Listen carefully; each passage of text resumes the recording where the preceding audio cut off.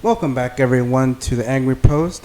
I'm your host, Angry Mongol, and today's episode is something that's been a long way to talk, especially for me and the guys who are joining me from WTF Anime. Star Wars, the multicultural phenomenon that has touched all of our hearts and has given us memories that will last a lifetime. From the prequels to we see young Anakin to the original trilogy where we see Luke become one of the greatest Jedi of all time to the now new release trilogy where we see the First Order take on the new generation of Jedi along with the old. I'm your host Angry Mongo, and today I'm joined by Dave and Steve of WTF Anime. What's up, guys? Not much, man. Thanks for having us. Hello again to the wide world.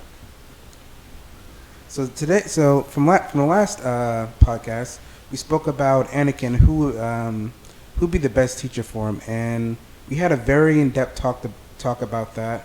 We also spoke about our lightsaber colors and which ones do we think would be the best ones for us, and that was a great talk, and I loved speaking about that. But we have a new subject today. Today we're going to be talking about the original trilogy and the prequels, and what's our take on it, and how do we feel their long-lasting legacy through the years. And what we're going to be starting with this time is the original trilogy, and let's start off with episode 4, A New Hope. So we're going in release order. In release order, yeah. So Okay. 4, 5, 6, 1, 2, 3. 3. Okay, yeah. So for you guys, when did you first see A New Hope? I first saw A New Hope when I was young, like before I hit my double digits. I got the original trilogy in a box set for Christmas. And I never knew what Star Wars was. I've seen it mentioned, but I never knew what it was. My parents really, when I was a little bit younger, they never introduced me to it. Right. And so when I first watched it, I'm like, this is some awesome shit. And it was back when they had the whole the VHS sleeves with Vader, Yoda, and the Stormtrooper for Empire Jedi and A New Hope. And I mean, I just fell in love with it, man. I thought, it's a cool movie. I got to relate to the characters, at an early age, and it was just something new that I haven't seen. Because remember, I grew up watching Disney movies growing up as a kid, with some Indiana Jones in there. But, I never saw anything, this cool about a space movie. The closest, I think, to any of us that at that point we had seen at that point was, I believe, Star Trek. And this took Star Trek to, this took space battles to a whole new level, and even that space adventure to a whole new level as well. What about you, Steve? When did you first see it? I saw A New Hope shortly before seeing Return of the Jedi as a kid. My brother was super excited about going and seeing the movie and whatnot, and so we were all going to go as a family. And naturally, as a curious young child, I was like, what the hell is Star Wars? And so, because I was raised on Star Trek. So going and seeing A New Hope, we had the it was either a VHS or a Betamax. I can't remember which copy, but my brother popped it in and I watched it and I was like, oh wow, this is really cool. And then we went and saw Return of the Jedi in theaters. It's kind of hysterical because my watch order was A New Hope, then Return, then Empire. I didn't watch Empire until after I had seen Return. So you didn't know about the epic scene of Luke, I'm your father. You didn't know about that until... No, my brother had explained it to me, but I didn't actually see it until I was, after I had seen Return of the Jedi, because I was just trying to figure out how we had gotten to that point of why Luke was calling Vader his father and whatnot, because I had only seen A New Hope up to that point, so I was like, okay. And luckily enough for me, when I was younger, I was somewhat smart and I did watch them in order. Because the way I watched them was, how they came in the set. Gotcha. The box. So I was like, cool, watch this one. And then, oh, this looks cool, watch this one. And then watch this one. Yeah, because, by the time you were that age, they were releasing, sets like that and stuff like that. Yeah, because I remember one cool thing though. I mean, this is technically in the Star Wars universe since it's excuse me, George Lucas. Same thing happened to Indiana Jones. My dad, when he was a little bit younger than what he is now, sorry, Dad, he would go play golf tournaments a lot. Right. And one of the things he won was this Indiana Jones box set. And I don't know who at the time. I didn't know who Harrison Ford was. Right. It's like, oh, okay, so there's Wet, this and that, and my dad's like, oh, they're good movies, son. Watch them. So I watched Raiders, Temple of Doom, and then Crusade. And I'm like, cool. So, I heard the name George Lucas before. So when I got Star Wars, I was like, this guy did this, did Indy. I'm like, awesome, and that's how I fell in love with Indiana Jones and Star Wars. So pretty cool. So we're gonna the story for those of story of those for A New Hope. We follow a young farmer named Luke, and he is he buys these two droids. One of them named C-3PO, one of them R2-D2, and one of them has a message for an Obi-Wan Kenobi who at this point he does not know who he is, and he ends up following R2-D2 later on, and he ends up meeting Obi-Wan Kenobi, and he gets the message to Ben, who turns out to be Obi-Wan Kenobi, and Obi-Wan ends up telling Luke about his dad. Up to that point, he had heard very few little things about his father. We read about in certain books and certain comics that Obi-Wan actually looked out for Luke most of his childhood, but he barely said particularly anything to him about his dad. And the only thing he did hear about it was your dad was a fighter pilot, and that's it. He died. That's all Luke knows about him. Yeah, because pretty much Owen and Beru, his aunt uncle, sorry. I was about to say, boy, Lucas was being really progressive. Yeah, I'm sorry, guys. I'm just in he was progressive before it. He was progressive before it. Well, his aunt uncle pretty much, knew. But they didn't want to tell Luke that as a kid, because it's like he'd follow, Obi-Wan, like they say in the movie, Obi-Wan on a crusade. And what's really, I'm going to add to what you were giving the synopsis for. What's really cool is the fact that Obi-Wan always came to the Lars homestead, but Owen was really against it. And because Obi-Wan wanted to train Luke at a young age, the proper way.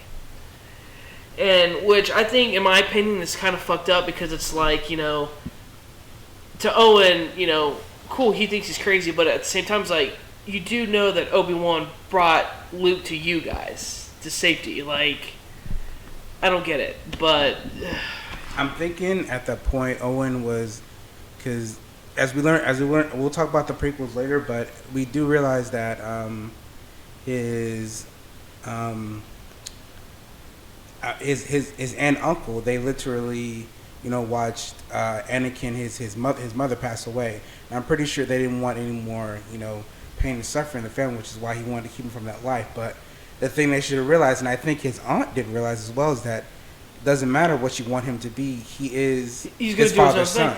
Well, and it's kind of like what they explained in the novels too. As a young age, Owen and Beru actually saw Luke use Force powers.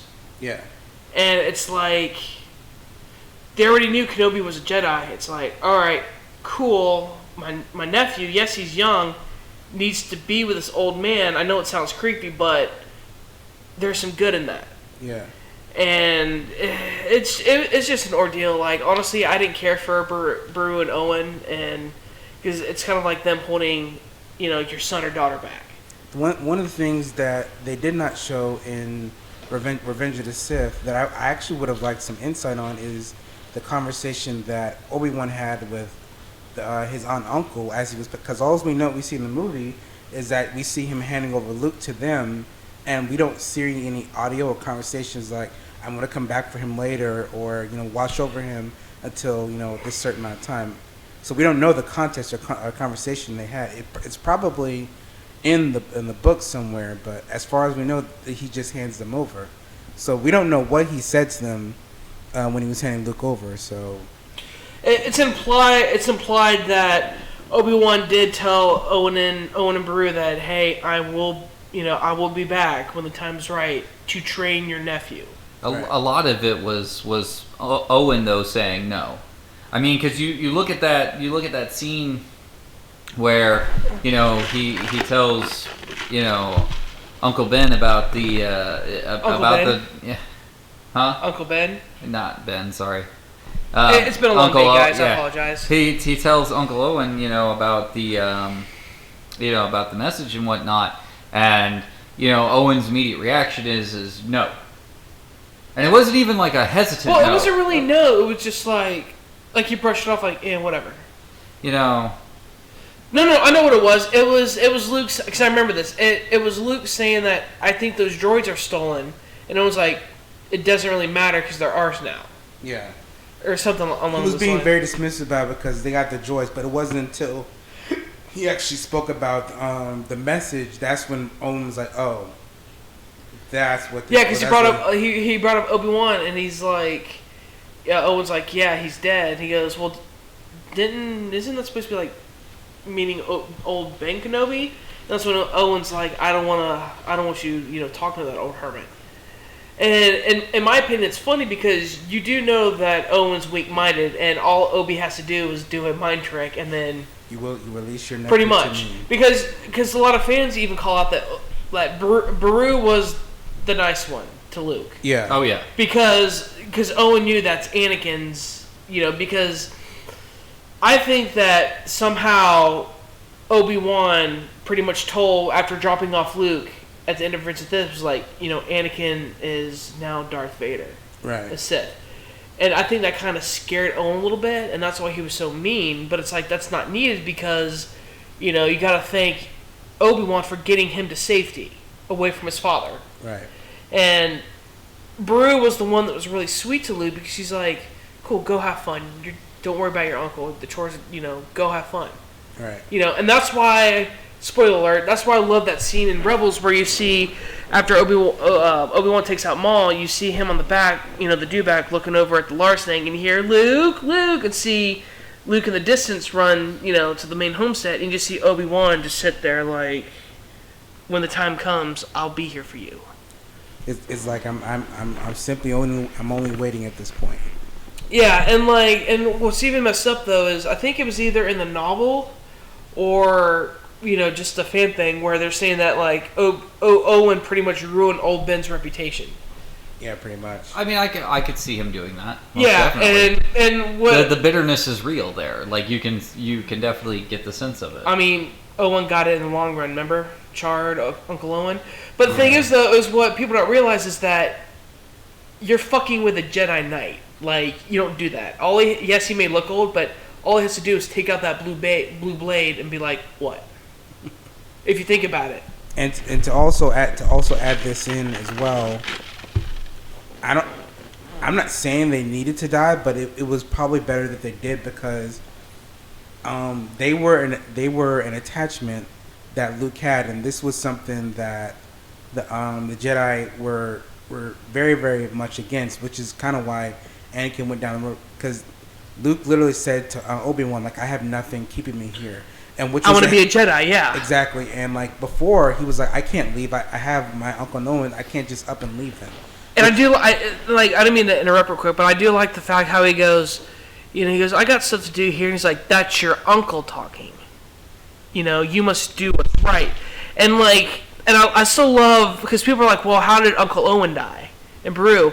And this is canon because it was actually, I think it was revealed in a comic, if I'm mistaken, where Vader sensed Luke was there on the farm and hired Boba Fett to kill them.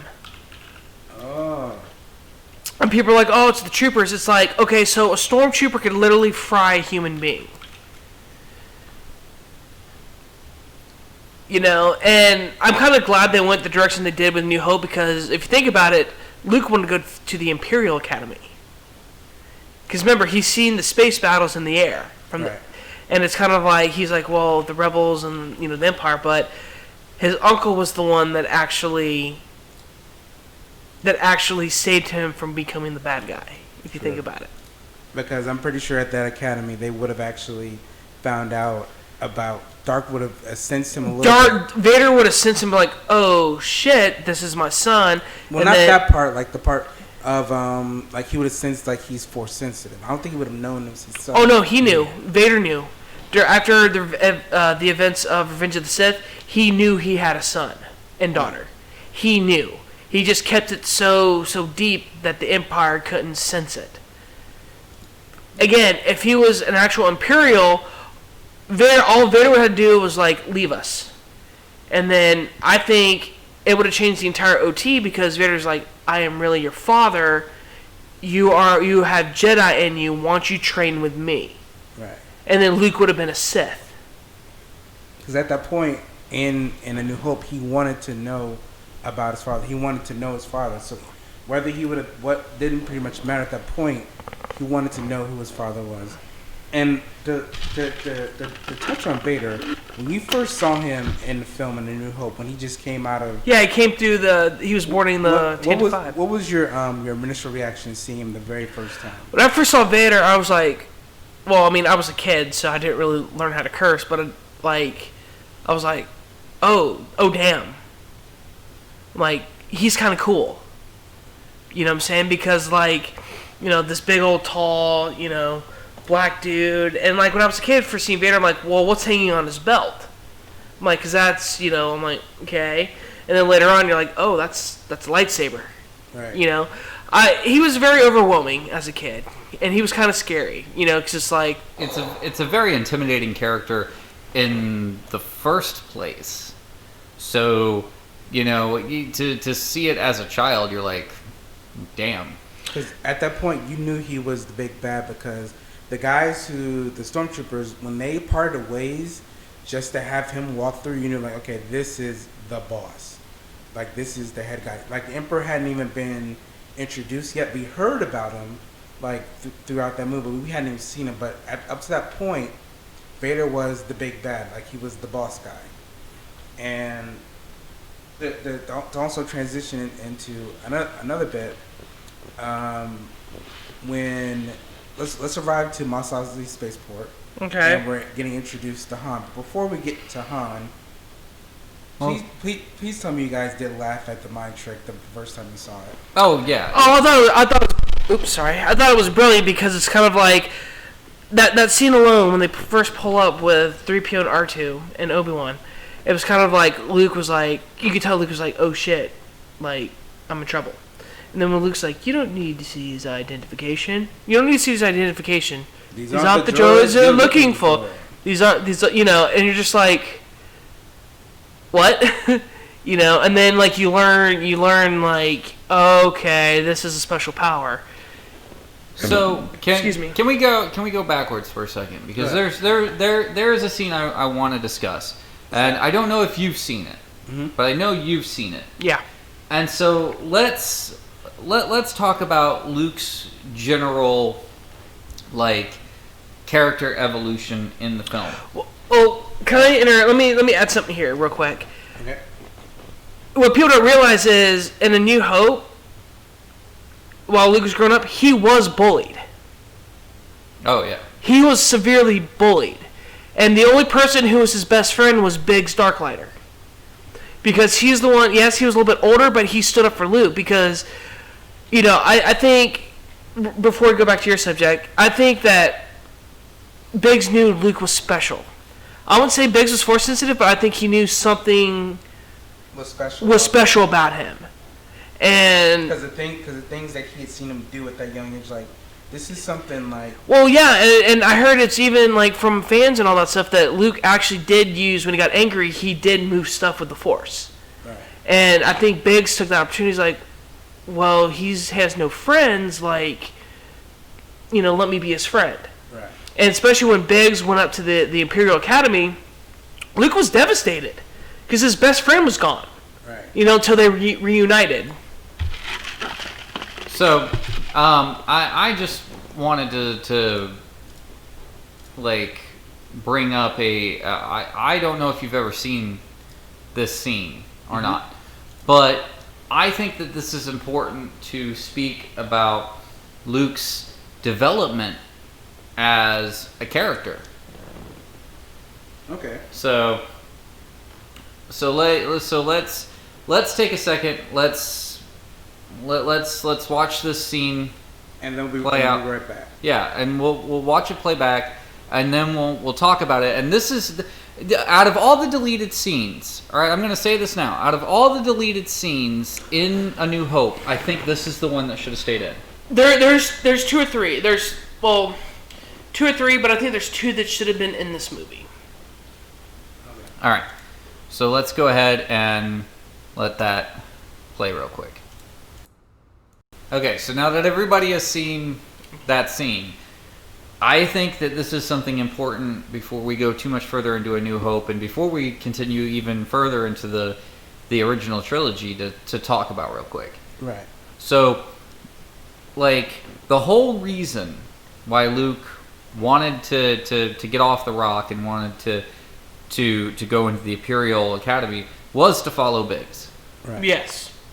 So when you're talking about that kind of situation, you know, that's I think that's how come, like Dave had pointed out earlier, why Luke gets excited when they mention when the droids mention the rebellion, because, you know, that's where he knows that Biggs is heading. And that's also an opportunity for him to leave, because the rebellion could be looking for these droids, and that's an opportunity for him to leave and join his friend. So it's honestly I just watched the scene, and like I agree with Steve that that's the scene that should have been left in there, and it would have explained why he was so like when Emperor said like all his friends have left, and like that shows that another friend is leaving him, and that he's getting too old to being where he wants to be. Like he's stuck in the farms, and Biggs even pointed out in the deleted scene his uncle could hold off the Sand People by himself. It's very, very true, but it's one of those things that he's only keeping him there simply because he doesn't want him to turn to his father. That's literally it. Well, even Luke said, though, in the movie, like, you know, you could hire people. Yeah. Hire people to get your work done. It's just, to me, that's another thing of Owen just trying to keep Luke there and trying to, for want of a better word, control him. For definite want of a better word. Well, yeah, and like Owen's trying to protect him because Owen doesn't want Luke to be like Anakin, which we know later on Luke is nothing like Anakin. Yeah, because Anakin, I believe, would have left like probably years beforehand. He would have literally just left and said like, "I'm tired of being here." He would have left. Well, even you know, Obi-Wan was like, you know, you don't need this, Luke. Like, you know. So, but continuing on into A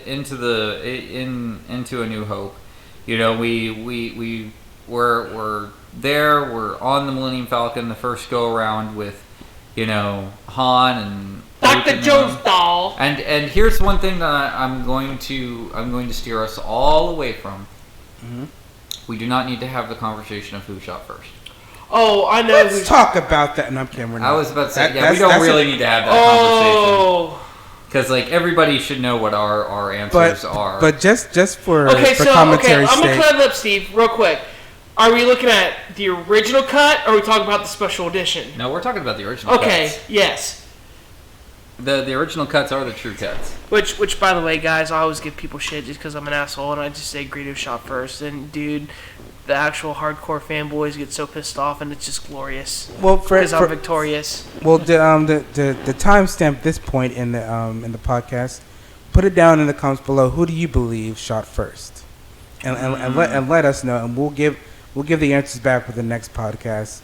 But when you were introduced to Han, Chewie, and I would say at this point the Millennium Falcon is a character at this point. Oh no, right. That's the best thing about the original trilogy is that the hunk of junk of space is its own character. Well, not even that. The ships have their characters. Whether they're Star Destroyers, the Tantive 5, the X-Wings, the Y-Wings, TIE Fighters, they're their own characters. And that's what I got to give Lucas credit for, is because, not, you know, everything that's organic or non-organic has a character. Right.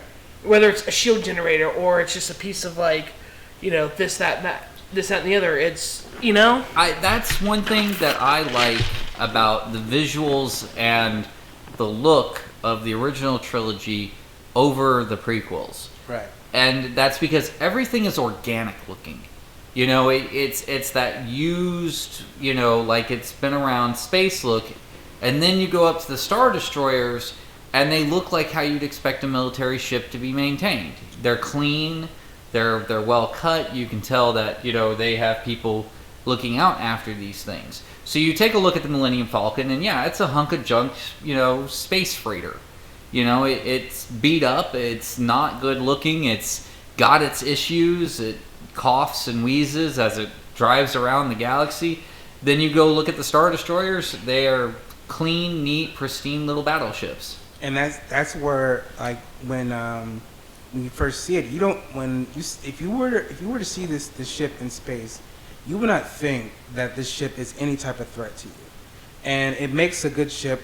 That's why I think it makes a good ship for smuggling, because when you look at it, it's like, this is some just rinky-dink ship. There's probably some dude in here literally just traveling around. And, like, there's nothing really suspicious about it. And then you realize this dude's probably carrying thousands of dollars in illegal product, and and one of the things that stays the test of time throughout the original trilogy. I won't say the prequels because it wasn't in that, but even in the I'll get to that. And even into the new trilogy, it's a fast ship. So, it's one of those things that is like it's more than meets the eye at the point when you see the Falcon.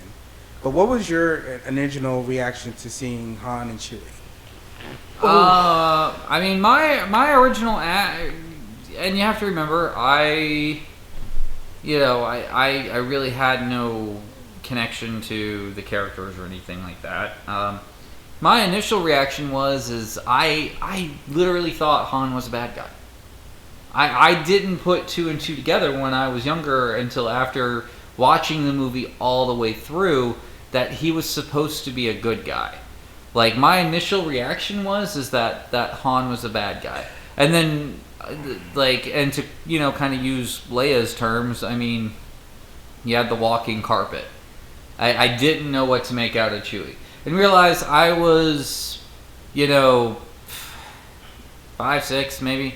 And it was just the confusion. So I thought Han was a bad guy when I first saw him. And then when he turned out to be a good guy, my reaction was more of the, kind of variety.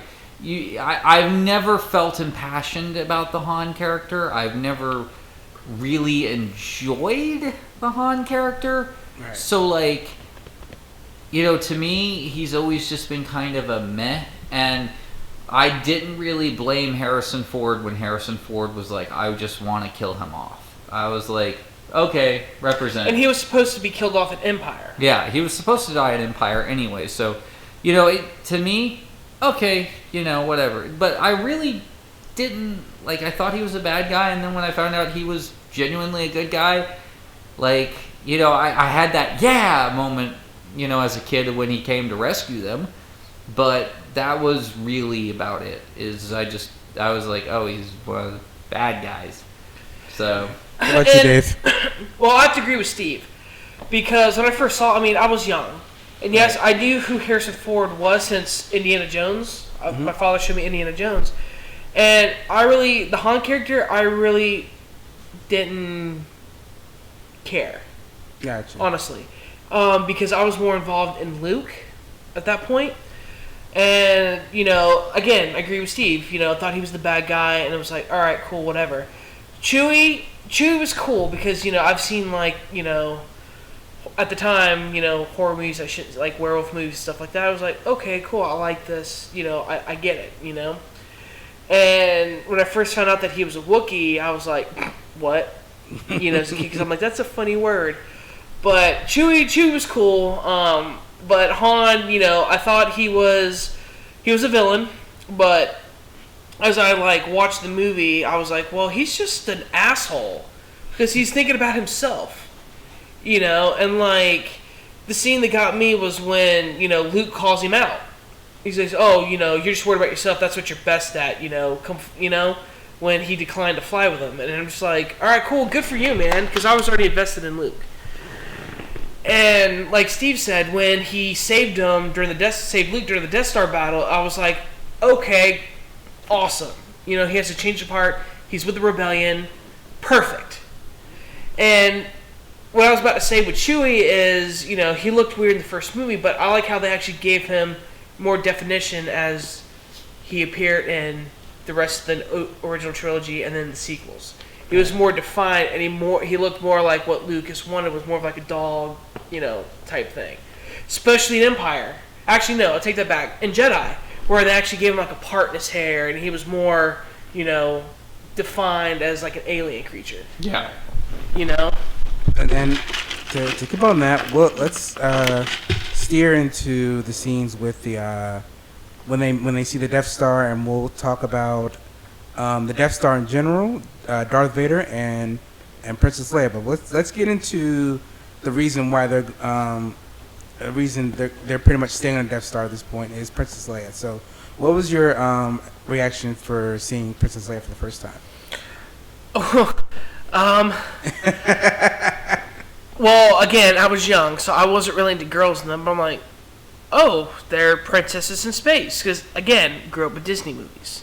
Right. And, like, that type of aspect of princesses, and like, oh, cool, they're space princesses, fine. Is she technically a Disney princess? Yeah, now? she is. Yes, she is. Okay. She's actually a full-on Disney princess. All right. Same with her son. He's a prince. When I first saw Leia, I don't know. I guess I guess my reaction was kind of blasé. Did you think she would be the character she was when you first saw her? No. I didn't. It wasn't until after I was much older and I had better understandings of things. And then the reason why I like Return is that right there is where she proves like she's a badass to me. Right. Facts. So like that's where my mad respect comes for Leia is literally from the Battle of Endor. I think my defining moment where I actually thought she was badass too was Empire Strikes Back, because the scene where she pretty much agreed to have Leia, the fact that you got to see her use her force powers after that duel, which we'll get into later, where she's like, I know where he's at, and she felt it. That's me. When I was more invested, perfect. So for mine, it was when she was talking to all of them in Empire. She was literally giving the orders like, we're going, like she commanded. And it wasn't her presence that made her such effective, is the way she spoke and how she spoke. Mm-hmm. Well, because she treated her soldiers with respect. Right. And yes, if they did die in battle, she honored them. And it's like, that's how a real leader is, And now the transition, when I saw the Death Star for the first time, that to me just, it spoke intimidation. This is this giant big thing that can get to planets, probably not as quick as other things, but it could wipe out a planet in just one simple stroke. And when I looked at the moon, I'm like, they could literally turn that into Death Star if they had the gall, if they wanted to at a certain point. And it literally, it was intimidating. It really was. And just to see it, and even when they blew up Alderaan, it truly showed like these guys are not messing around. They have a device that can literally wipe out an entire planet. It literally takes about 10 minutes for it to charge up, and then the planet's completely gone. Oh, it takes longer than that. It takes way longer than that. Yeah. We say around 30 minutes probably. I would say more than that. I think about 45 minutes is where it clocks in at, somewhere around there. 45 minutes. Yeah. Do you want my reaction from when I was older and had a more bigger appreciation and understanding of things, or do you want my immediate reaction from when I was younger? Let's get the older version. Yeah. Okay. Same. So the older version, when I was a little bit older and had a better understanding of these things, my older reaction is that it is a weapon of means. So, and what I mean by that is that it was designed for one purpose and one purpose only, and that was intimidation. Yeah. And intimidation can mean blowing up somebody else's planet. That is an intimidation tactic. Right. So like that's what it was built for. It was built for intimidation. So that's what it does. It's intimidating. Now my younger version of me laughed. All right. It's a moon. It was the absurdity of it. It wasn't until later understanding that I grasped the concept of what Lucas was going for. Now that being said, that same younger me, when I saw Return, the following day or two or however long that took, that same me found the Death Star 2 much more intimidating. Right. I do agree. That looked way more fierce and way more threatening to my younger self than the Death Star 1. Right. So that was a much more fierce and much more intimidating thing. And one of the cool things is that one of the very first model kits I ever got, because as you can see with all the models around my house, like that one, those two over there. Well, one we cannot name because it's unfinished and it's. I just need to put the water slides on the Enterprise. It's fine. Yeah. My brother got me a model kit of the Death Star 2, and built it with me, and so that shows you how much more like I felt much more connected to that one. Well, you appreciate it a lot more. I did, yeah.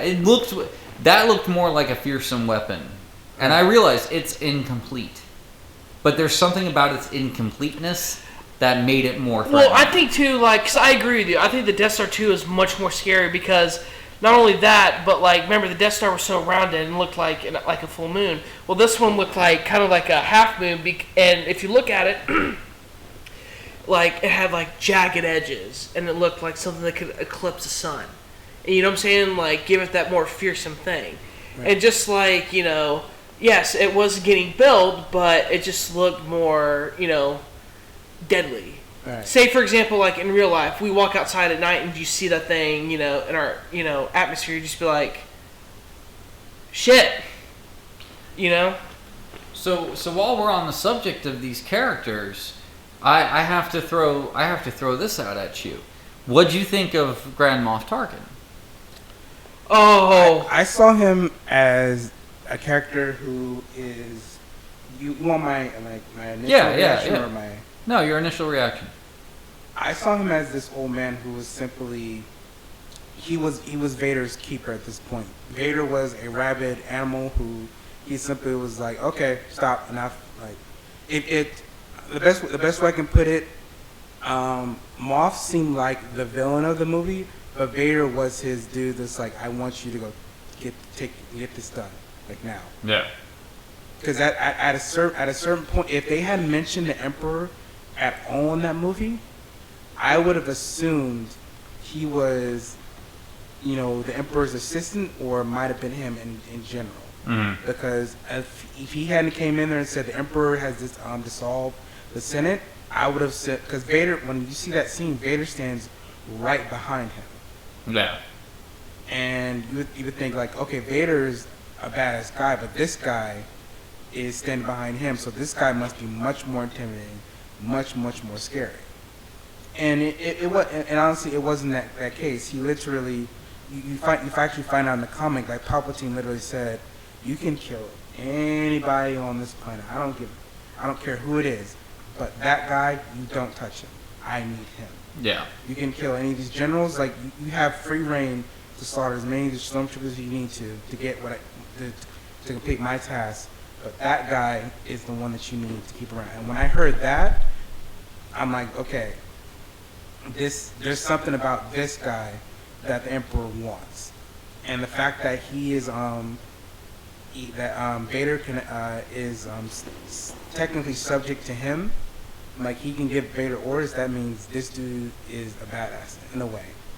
So yeah. Dave? I thought Tarkin was a piece of shit to begin with. Because, no, and like, hear me out, and yes, I'm going into a, what's the word called? Right. A story. Because Tarkin was a guy who wanted to take all the credit for himself, like we saw in Rogue One. right, Because technically, Krennic should have been in charge. Krennic should have been in charge because Krennic was the one that got the Death Star operational. And Tarkin came in and just like, oh, well, thanks for doing the work for me. You know, like, heh, heh, heh. And in the original trilogy, there's a reason why, when you said the whole Vader Tarkin thing, is because Palpatine gave Vader direct orders not to kill him. right. Because Vader hated Tarkin with a passion. Because Tarkin and the Old Republic transitioned to the Empire, Tarkin was the one that secretly found out Anakin was Vader. And Vader, you know, told his master, okay, fine, but I'm not going to make any promises because if he betrays me, guess what? He's getting a red lightsaber blade through his chest. And Tarkin, you know, he pretty much, how can I say this? He wanted to show that, oh, well, I'm an old man, but my balls are bigger than yours. Nah, man, he wasn't. And he was so rash, like he wasn't really fair, which I know that's how the Empire was, but, you know. He was irrational. He was irrational, yeah, because, yes, Leia kind of lied, but, like, they should have done more research before taking orders from her, because, yes, she led him on a wild goose chase to Dantooine, but, like, you don't need to blow up a planet. You can invade it with troops, but you don't need to destroy it. Because that secretly, when they blew up what's it called? Alderaan. When they blew up Alderaan, Because it's all in Alderaan places. I'm pretty sure once they Alderaan blew up, the other planets knew about it in some kind of form and way. Well, the rebels found out about it, and they were pissed. And like that also gave them the heads up warning, like, okay, they blew up Alderaan. We need to get the fuck out of here. But see, everyone knows my faction. I'm a rebel. And one good thing about Rogue One is I love how Galen Erso purposely built the exhaust port because he hated Tarkin. And he knew that he was going to be in charge of his creation, you know? And, dude, when the Death Star blew up and Tarkin was just sitting there like, oh shit, I done fucked up, I clapped. Even as a kid, I'm like, cool, this asshole died.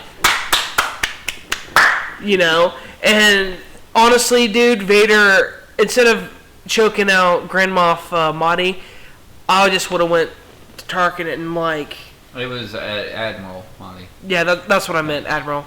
Like, I would have just choked Tarkin too, like, you know, you're making fun of the Jedi and Sith. Stop. Especially the Sith. Stop.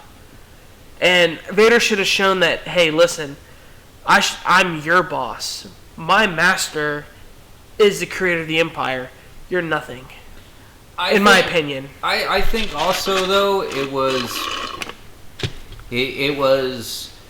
the intention of the Empire to portray things like the Jedi and the Sith and the Force in general as myth and legend and, you know, something that isn't real.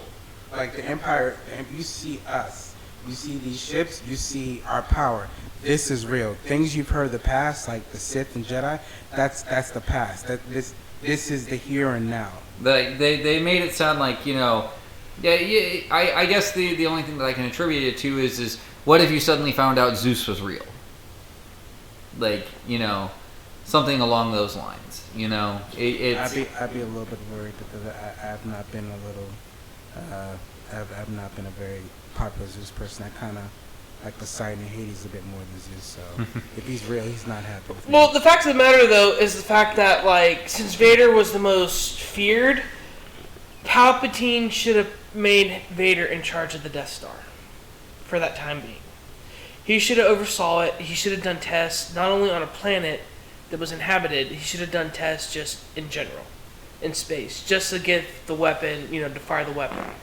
And personally, I think, to me, that would have been better, because Vader could be like, all right, Tarkin, like, you're going to be in charge when I say you're in charge. Like, if I have to go do something, you take over. But I just hated, no offense to Peter Cushing, he was great, but Tarkin, he had that face you want to punch, So we're gonna slowly wrap up, and we're gonna have two more talking points. One major talking point, which is one of the film's highlights, is the battle between Obi-Wan and Vader on the Death Star. Which for a few people, that's not an epic fight to them, but when you get the background of these two characters and you've seen the things they can do, and you actually try to understand why that fight was the way it was, you understand why this fight was actually more intense than it really was. Because after doing like some of the research around the fight, Vader, when he saw Obi-Wan again, he knew he was going to fight him. He knew that, and Well, he sensed it. that too. And for a lot of people, I understand, like, in graphics art for the movie, they could not fight they wanted to fight, because it probably would have been a much more epic fight than they had. But to also incorporate this, Vader learned his lesson from when he fought on Mustafar. He knew he couldn't fight him the same way he fought him on Mustafar, and which is why he was so careful with his attacks, the way he was not clashing the way he was when he was younger. He learned from his mistakes, and to anybody who's seen the new version, the upgraded version of the Obi-Wan versus Vader fight, I enjoyed that fight a whole lot more. If they had actually had the technology and had been able to do the things we have now and put it in, the fight would have been somewhat similar to that. While I appreciate what that team went out there and did, doing the Scene 38 stuff, like, I appreciated it, but I like the simplicity of the fight between Obi-Wan and Vader, and the reason why I like the simplicity of it is it reminds me of a lot of old kendo movies. Yeah. It reminds me of a lot of old kendo movies, but it also sits there and strikes that nerve of, you have to remember, these guys are both old. Vader is definitely not in the world's greatest shape, and Obi-Wan is ancient. Like, he's been alive for way longer. Well, not only that, like Obi-Wan, he hasn't used his lightsaber in a very long time at this point. So yeah, he's a little rusty. And Vader, I mean, the only thing he's doing is he's not really fighting, he's slashing, on missions. And what I appreciate about that fight is the fact that, the line that Vader says to Obi-Wan, he goes, I've been waiting for you, old man. We meet again at last. The circuit is not complete. I was once the learner, now I am the master. And I thought that was cool because watching the prequels and Revenge of the Sith, you finally understand, like, I get it. But I agree with Steve, the simplicity of it. Like, it's two guys. Well, I would say Vader had the advantage because, remember, his suit does give him extra enhancements. It does, yeah. But Obi-Wan, you could tell, like, he's like, really? Like, he hasn't fought in so long, like, he didn't know how to fight. And the fact that he really didn't want to use all of his force strength, he pretty much, it was his time. And I think that's why he was training Luke, because in Obi-Wan's head is like, I'm not going to be here for too much longer. He mentions that. Yeah, he goes, I'm getting too old for this. This kind of stuff. Yeah. So, I mean... Unlike Yoda, who's peaking at 900 and literally dueling guys. Well, not only that, like, I appreciate the fight, but as I got older and my my nerd love for Star Wars evolved, it's like that's like on my bottom list of the fights. Yeah. You know. I have to agree with Dave. Yeah, I agree with him on this. So, and in relation, because we have massively fast forwarded over several scenes. I'm going to quickly skim through some of my problems with some of the scenes that we skimmed through real quick. That we skipped over. I think the way they rescued Leia was very apropos. I liked it. It was boring. It was boring, but it was the right amount of boring. Because I'll give you that. not every rescue mission has to be something from the Mission Impossible movies. Right. And that's what I liked about it.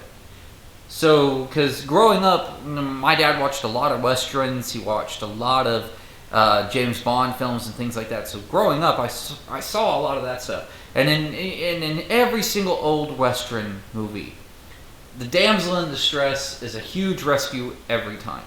Right. So the fact that it was very lackluster in the OT made sense, and I liked it for that.